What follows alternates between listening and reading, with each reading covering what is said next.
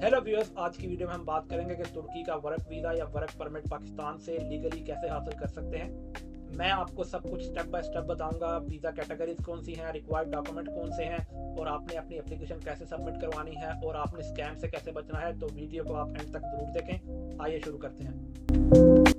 तुर्की में पाकिस्तानी वर्कर के लिए डिमांड बढ़ रही है। ऑलरेडी बहुत से पाकिस्तानी भाई तुर्की में काम कर रहे हैं। डिफरेंट डोमेन्स हैं तुर्की में जिनमें काफ़ी ज़्यादा डिमांड है, स्पेशली कंस्ट्रक्शन में, आईटी में, रिटेल में, हॉस्पिटैलिटी में, होटल्स में और इंफ्रास्ट्रक्चर में। इसमें काफ़ी जॉब्स हैं जो लेबर की पाकिस्तानियों के लिए काफ़ी जॉब्स अवेलेबल हैं तुर्की में। लेकिन ध्यान रखें कि तुर्की का वर्क परमिट या वर्क वीज़ा आपको तभी मिलेगा जब आपके पास एम्प्लॉयर की या किसी कंपनी की तरफ से जॉब ऑफर लेटर होगा।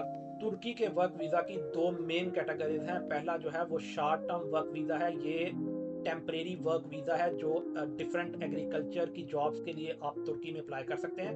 ये सीजनल जॉब वर्क परमिट होता है जो 3 से 12 महीने के लिए वैलिड होता है। इसमें एग्रीकल्चर की जॉब्स आ जाती हैं, टूरिज्म की जॉब्स आ जाती हैं, होटल्स की जॉब आ सकती हैं, जिनमें क्लीनर, वेटर, ये सारी जॉब्स आ जाती हैं। इनके लिए जो है ये इन जॉब्स के लिए जो है ये स्पेशल कैटेगरी है शॉर्ट टर्म वर्क वीज़ा, जो डिफरेंट सीजनल जॉब्स के लिए जो है तुर्की ने रखा हुआ है। उसके बाद सेकंड जो कैटेगरी है वो लॉन्ग टर्म रेजिडेंस कैटेगरी है तुर्की वर्क परमिट की।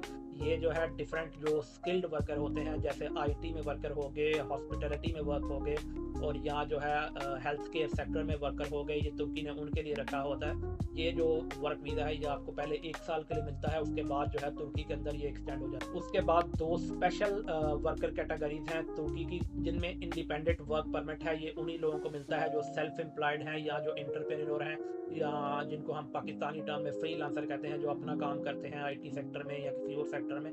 तो ये कैटेगरी जो है उनके लिए है।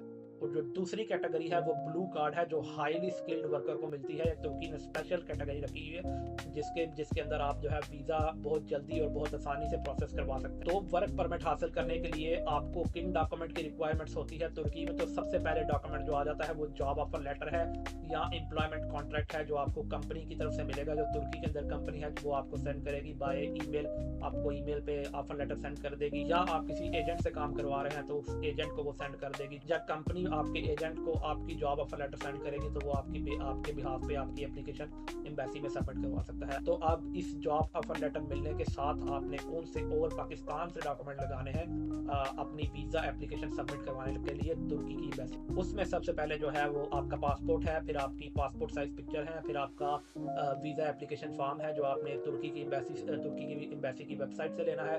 उसके बाद आपकी डिफरेंट क्वालिफिकेशन और एक्सपीरियंस सर्टिफिकेट है। उसके बाद आपकी सीवी है। उसके बाद आपका हेल्थ इंश्योरेंस है, मेडिकल सर्टिफिकेट है। उसके बाद आपका पुलिस क्लियरेंस सर्टिफिकेट है।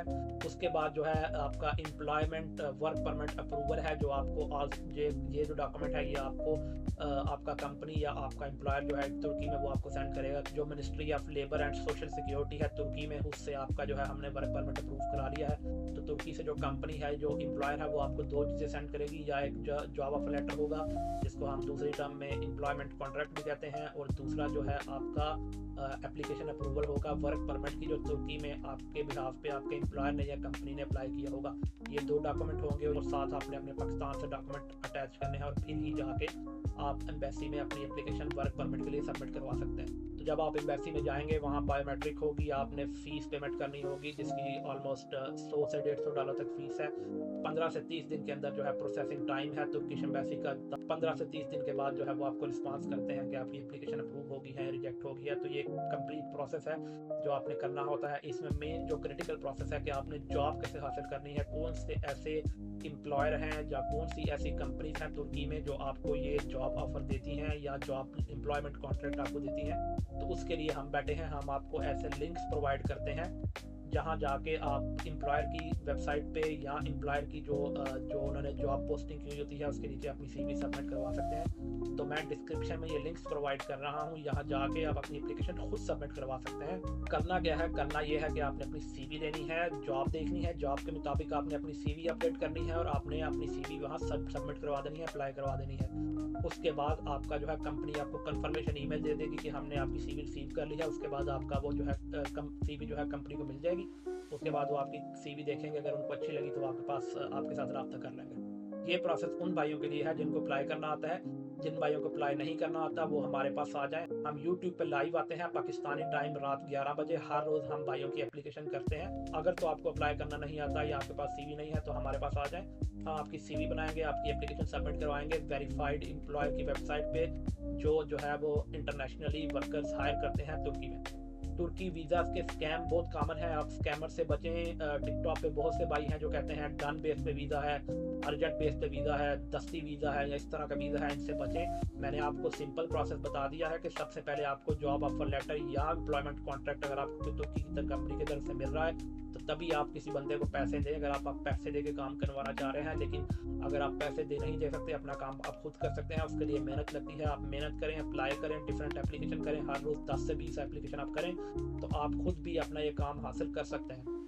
याद रखें कि अगर आपसे कोई पैसे मांग रहा है, आपको जॉब ऑफर लेटर या एम्प्लॉयमेंट कॉन्ट्रैक्ट तुर्की की कंपनी की तरफ से नहीं दिखा रहा, नहीं प्रोवाइड कर रहा, तो वो 100% स्कैम है। इस स्कैमर से बचें। डॉक्यूमेंट्स और एम्प्लॉयर की डिटेल्स आप हमेशा वेरीफाइड करें। आजकल इंटरनेट का ज़माना है, आप बहुत आसानी से अपना डॉक्यूमेंट जो है एम्प्लॉयमेंट लेटर या जॉब ऑफर लेटर वेरीफाई कर सकते हैं। अगर आप जो है वो किसी 2 नंबर या इलीगल जॉब ऑफर लेटर या एम्प्लॉयमेंट कॉन्ट्रैक्ट के साथ तुर्की की एम्बेसी में एप्लीकेशन सबमिट करवाएंगे, तुर्की आपको हमेशा के लिए ब्लैक लिस्ट कर सकता है, आप उस कंट्री में एंटर नहीं कर सकते। और अगर तो आपका वीज़ा लग भी जाता है तो आपको डिपोर्ट होने के भी चांसेस होते हैं। तो डॉक्यूमेंट्स की डिटेल्स सारी वेरीफाइड करके ही आप अपने पैसे किसी थर्ड पर्सन एजेंट को दें और इन स्कैमर से बचें। तुर्की में जो मिनिमम एज है लेबर की वो 15,000 से 20,000 लीरा तक होती है पर ईयर। और अगर आप इंजीनियर हैं या IT में हैं या आप हेल्थ सेक्टर में हैं तो आपकी जो है वो 30,000 से 60,000 तक भी जो है लीरा जो है पर ईयर सैलरी होती है। समटाइम्स जो है अकोमोडेशन तुर्की में एम्प्लॉयर ही प्रोवाइड कर सकते हैं,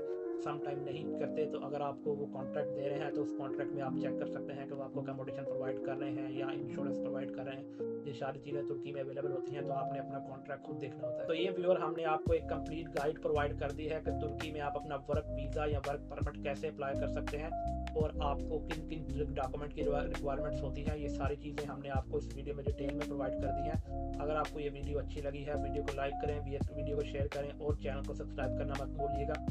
जाएं, मेहनत करें, अपनी एप्लीकेशन खुद सबमिट करवाएं एंड गुड लक।